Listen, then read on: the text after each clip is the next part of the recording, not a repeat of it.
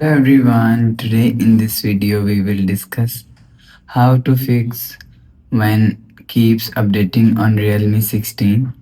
Let's start the video. If you want to fix this problem, so restart device, just click and hold side power button and restart device from here.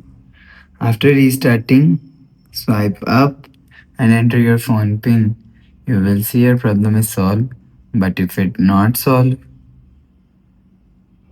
go to app library. Here click on settings app. Now in setting, scroll down, and click on system and update.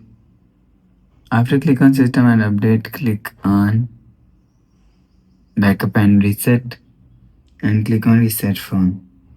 If you want to fix this problem, so click on reset network settings, enter phone pin and click on reset.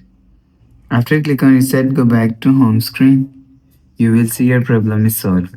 But if it doesn't fix this problem, so last solution is software update. Click on settings app, scroll down to and click on system and update. Click on software update. You will check your software update is latest.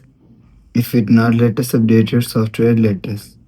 After update software latest, go back to home screen. You will see your problem is solved. So that's how you can fix when keeps updating on Realme 16. If you like the video, please subscribe. Thanks for watching.